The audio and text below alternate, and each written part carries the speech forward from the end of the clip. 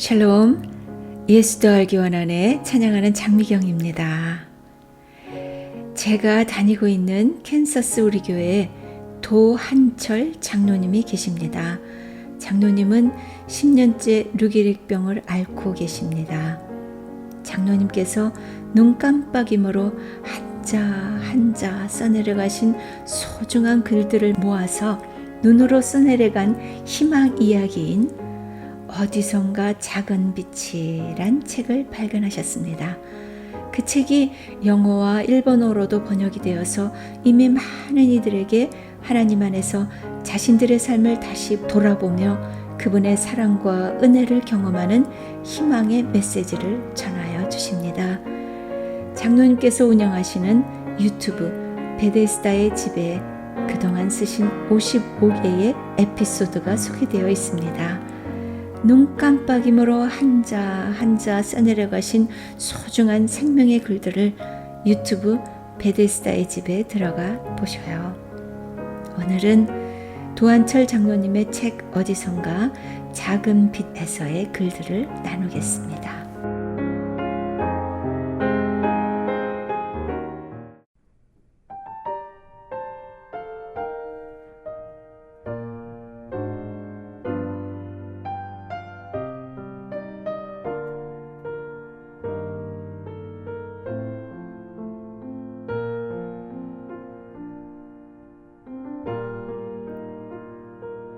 우물가의 여인처럼 단고했네. 헛되고 헛된 것들을 그때 주님 하신 말씀 내 샘에와 생수를 마셔라.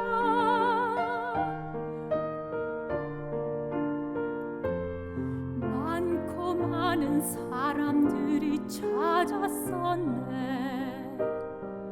헛되고 헛된 것들을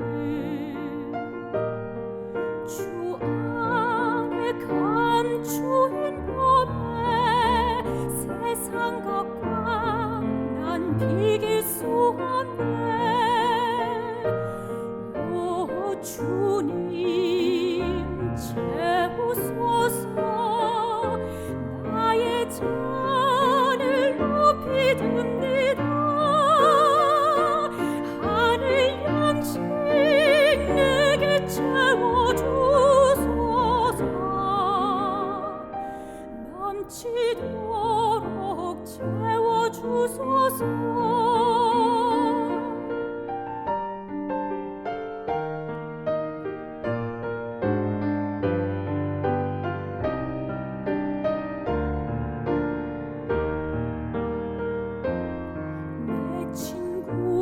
거기서 돌아오라. 내 주의 넓은 품으로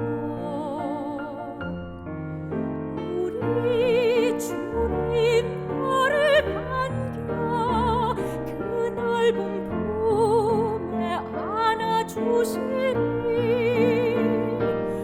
오 주님 채우소서.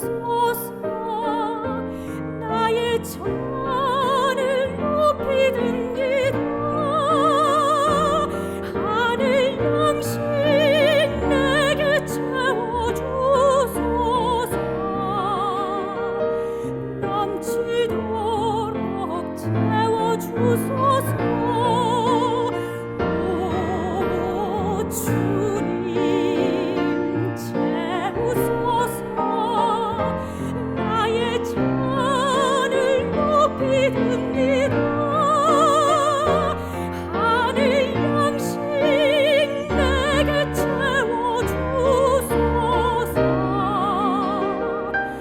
넘치도록 채워주소서.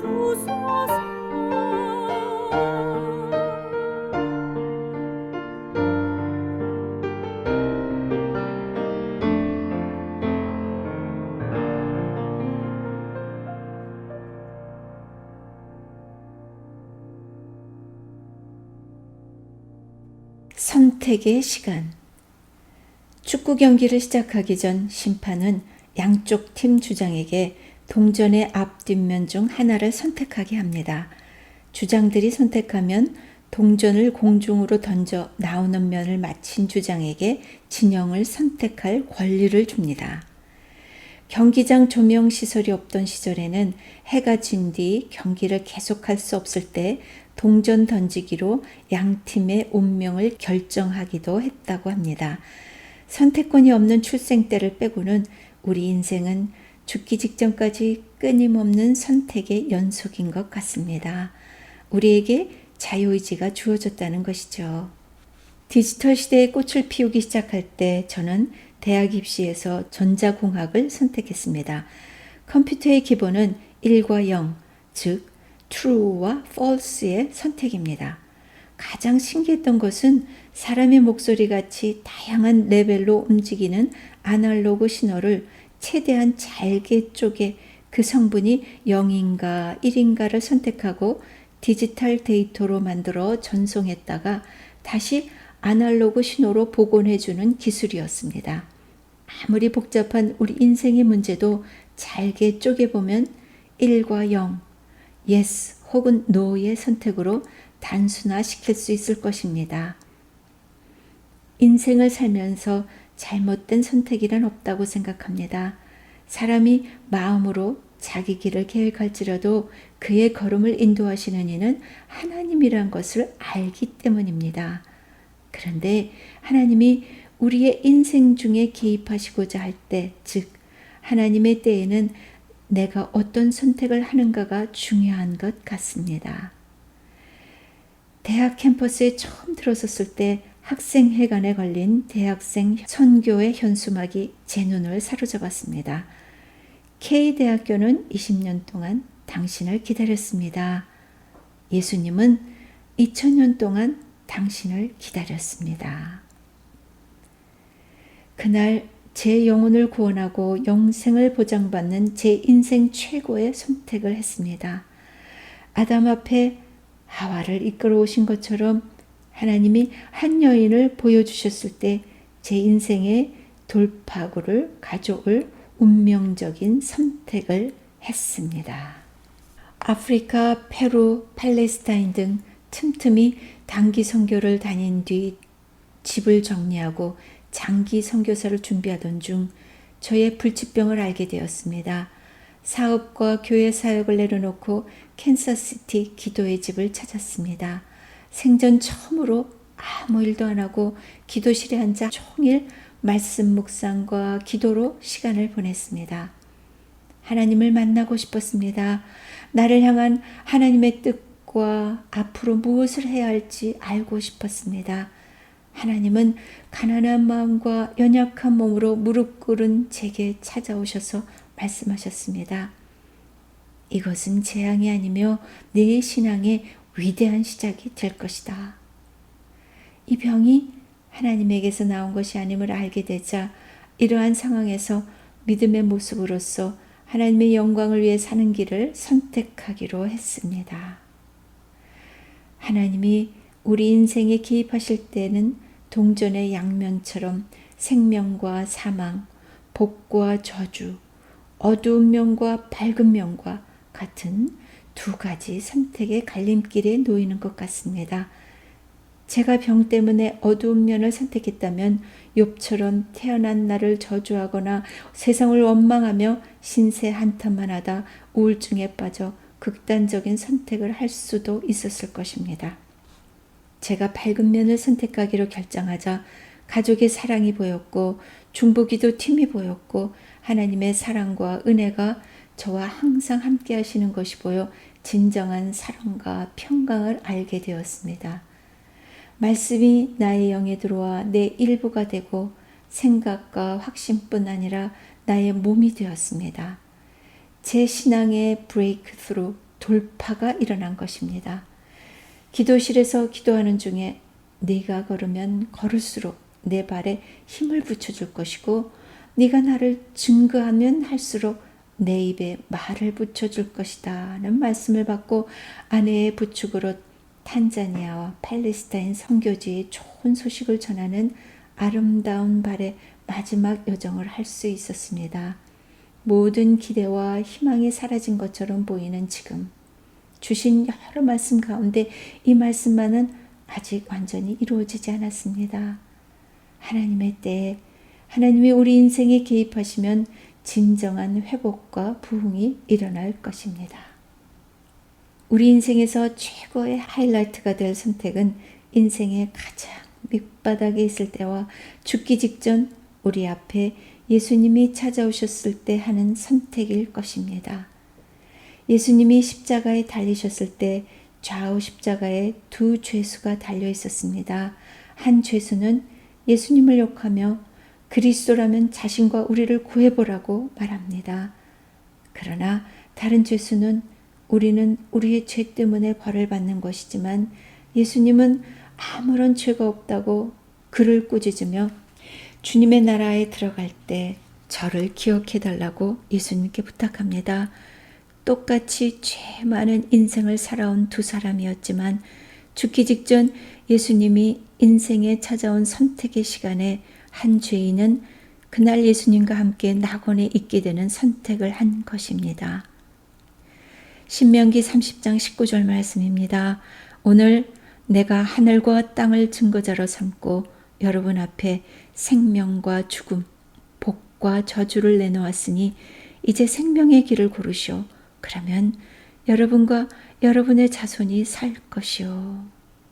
하나님이 자유의지를 주셨기에 우리 인생은 끊임없는 선택의 연속입니다. 특히 크든 작든 고난을 당할 때 우리는 본능적으로 신세 한탄과 남 탓, 환경 탓을 하며 어두운 면을 선택하고 상황에 끌려다니곤 합니다. 그런데 우리가 그 상황을 뛰어넘어 의지적으로 밝은 면을 선택하기로 작정할 때 하나님이 우리 인생에 개입하심과 우리 삶과 신앙의 돌파를 경험할 것입니다.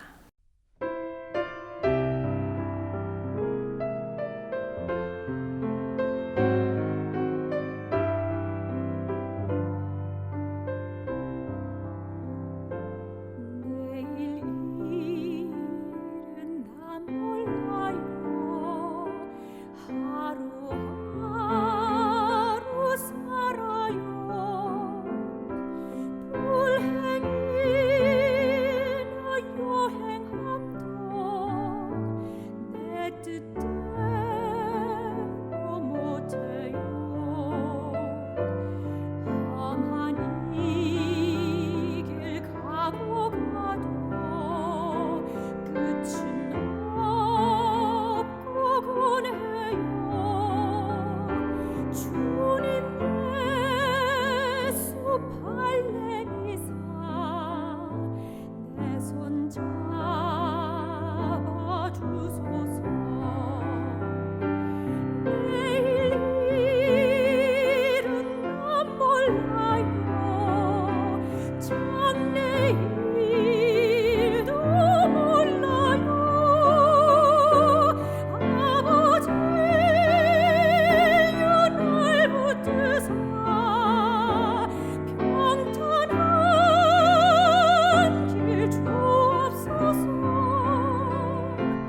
좋은 이 길 진리의 길 주님 가신 그의 길 힘이 들고 어려워도 찬송하며 가리라. 성령이여 그 음성을 항상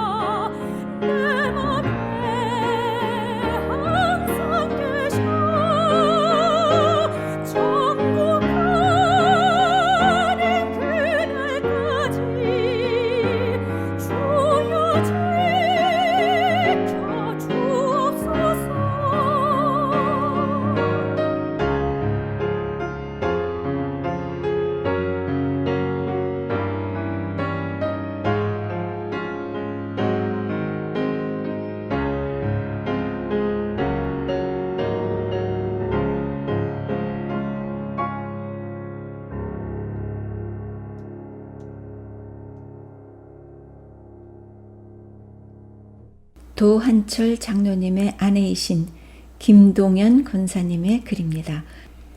주를 대하듯이 대하라. 시편 103편 1절에서 5절 말씀. 내 영혼아 여호와를 송축하라. 내 속에 있는 것들아 다 그의 거룩한 이름을 송축하라.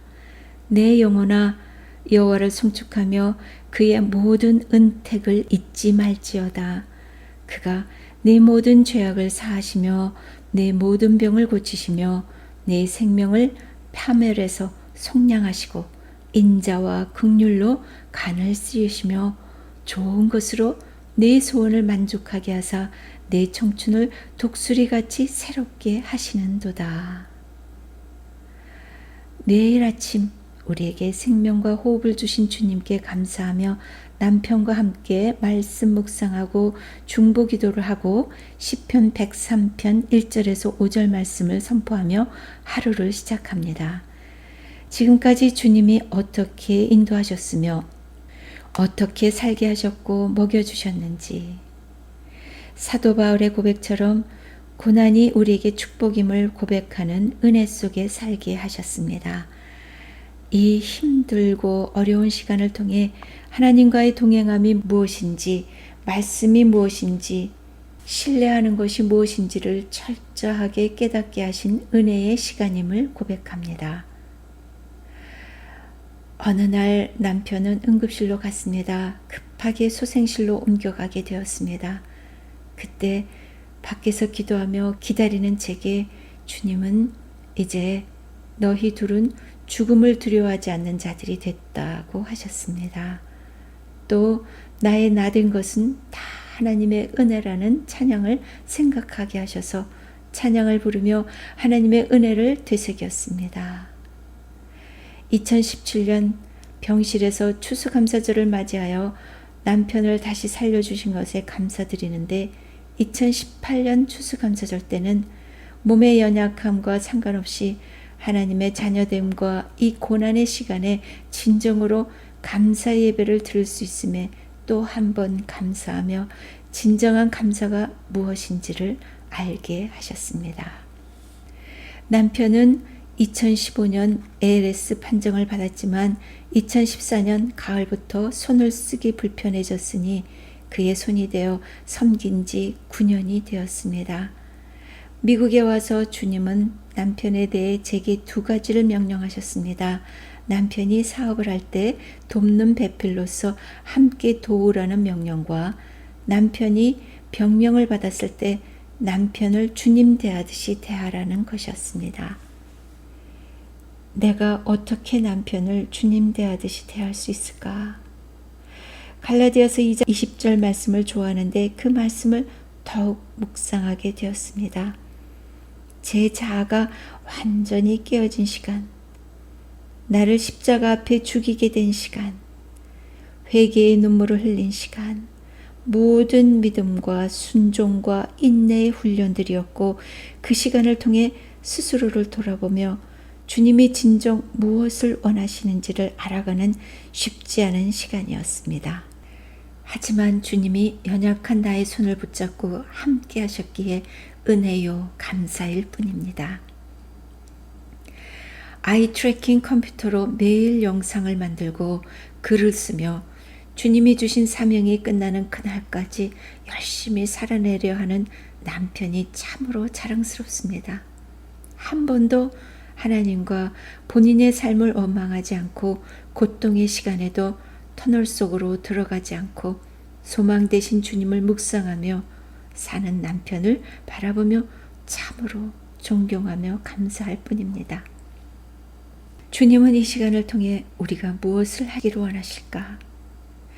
남편과 함께 말씀 묵상 중 아픈 자, 상한 자, 가난한 자, 고아와 과부들과 함께 하신 주님, 그들의 눈물을 씻겨주신 주님이 떠올랐습니다.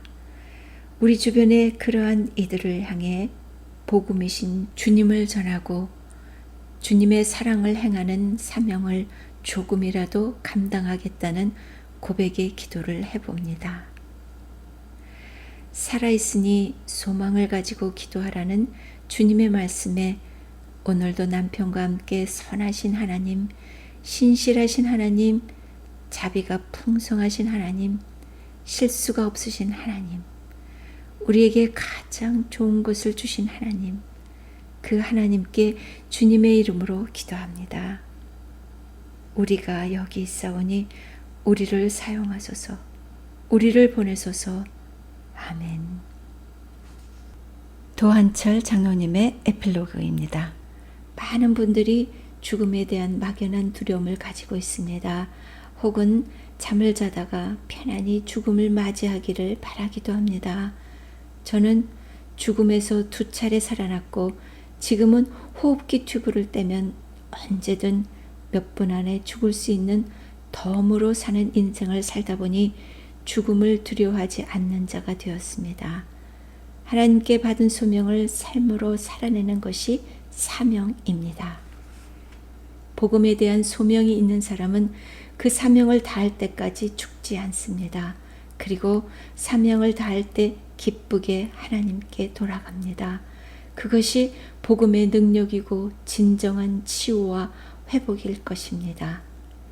지금까지 아내는 어떠한 상황에서든 끝까지 함께 해 주었습니다.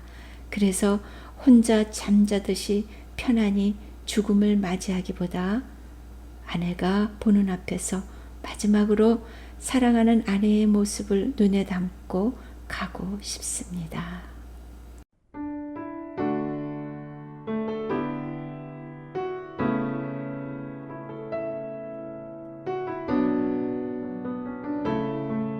예수 더하기 원한의 제작 진행에 찬양하는 장미경이었습니다. 다음 주에 만나요. 샬롬.